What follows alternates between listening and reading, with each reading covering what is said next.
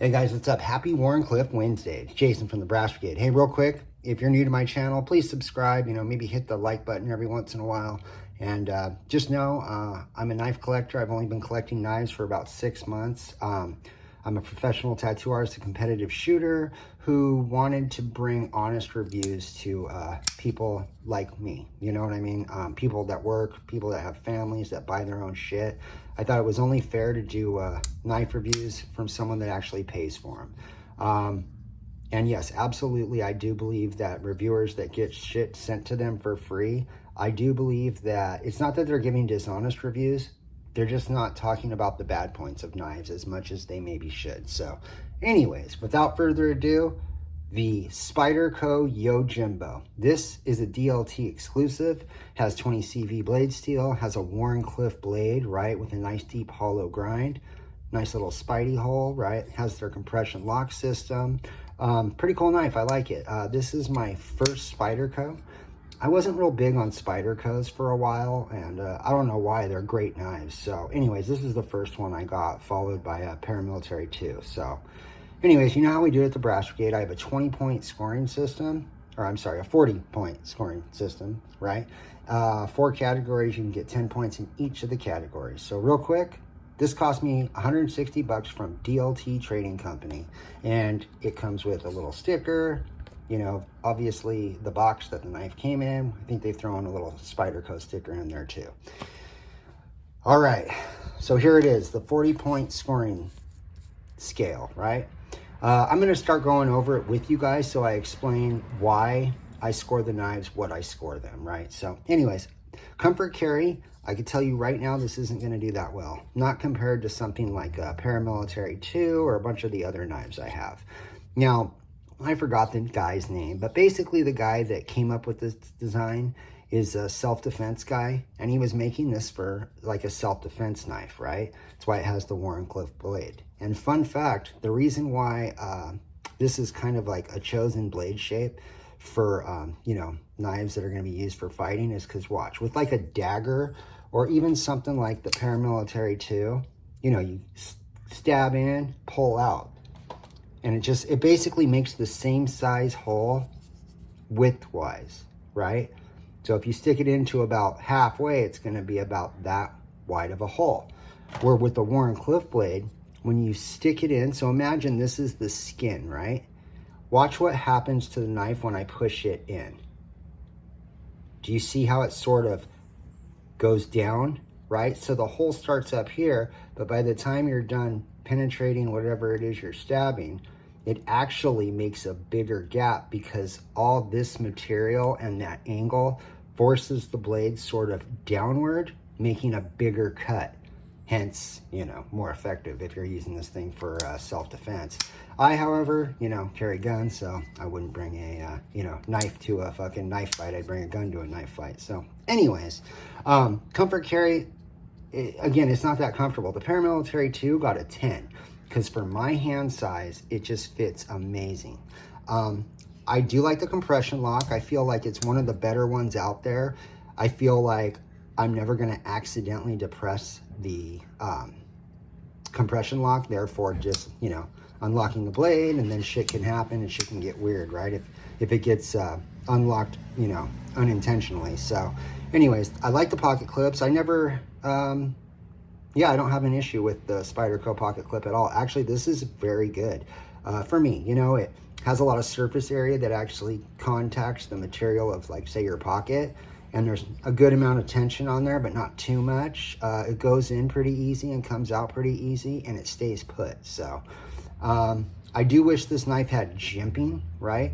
Now, we're talking about comfort carry. So if this wasn't designed for fighting, I absolutely wouldn't even bring this up. But since this is supposed to be something that you fight with, and I would think you absolutely, above comfortability or any other thing, should be making sure you have a good purchase on that knife, especially if you're going to stab a motherfucker with it. You know what I'm saying? Like, so I don't know why they didn't put jimping on it. I watched a review or two right before mine, and pretty sure one of the guys got it for free. But anyways, he was talking about how the lack of jimping didn't bug his hand, and when he was using it, doing press, you know, cuts in his garage, filming the review, like, yeah, but what if it's a hot summer day and you get put in a position where you're sweaty as fuck, right? And you have to use your knife, man. Add some fucking, you know, sweat to the equation, and I don't think the grip's gonna be nearly as good as if it had jimping, like something like this.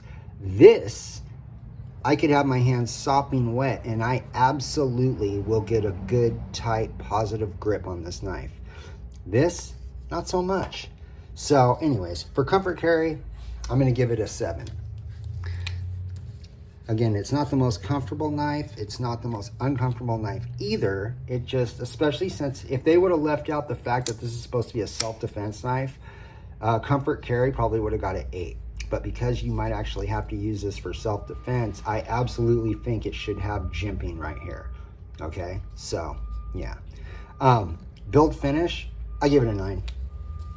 I think that's what the Spyderco Paramilitary 2 got. It gets a 9. Yeah, it's done well. I mean, look at the blade is perfectly centered, right? Again, this is 20 CV blade steel, runs on phosphor bronze washers, has their compression lock system, you know, a 4-way adjustable clip, right? Tip up, tip down, left, right. Nice size Spidey hole. Do wish it was a little bit bigger like on the Paramilitary 2, but it's good. Again, love their locking system.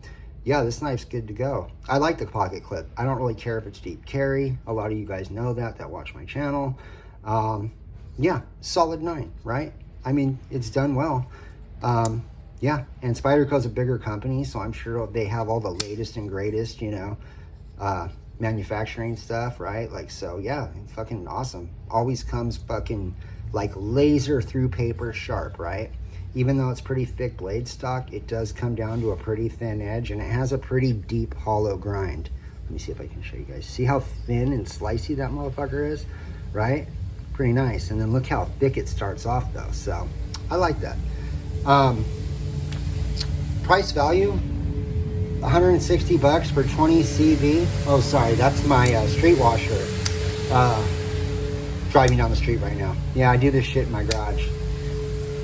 But I thought you had his studio. No, this is my garage. Anyways, price value, 20 CV, reliable, good company, tried and true compression lock. I'm gonna give it a 9. 160 bucks, that ain't too bad. It's better than paying 150 for a fucking 80 20.5 that gives you like shit steel, and it's made out of the cheapest fucking, you know, injection molded plastic you could possibly think of, and it's just fucking kind of lame in my opinion. And it has a super safe unlocking system. I think the shark lock's actually not that good. Anyways, price value 9. Cool factor 9, and I'm going to tell you why. I always tell you guys, cool factor has to do with, you know, like how unique is the knife. Well, this knife isn't that unique, but is it? It's a DLT exclusive. You can't just go out and buy this color scales, right? It's from DLT. I think these are pretty freaking cool anyways. I really like the all black ones, but cool factor, I'm gonna give it a 9 because it's not, you know, watch, let me show you. That is a number 10 cool factor Spyderco in my opinion. Does that not just say fucking wicked Halloween creature type shit, right? I just think that's awesome. So it's not that awesome, but it's still pretty awesome because it's an exclusive. I was able to get one, and I really do like this knife.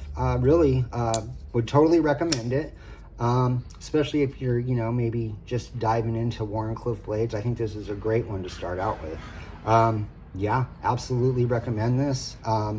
Real quick, oh yeah, by the way, I have a ruler here so you guys can kind of gauge how big it is, right? Right, there's a Sharpie. Again, my reviews are more on, you know, my thoughts, my opinion on the knife. About as wide as a Sharpie is thick. If you guys want to get the specs, just go look one up, right? I'm just pointing out things I like or don't like about knives. So anyways, this thing got a total score of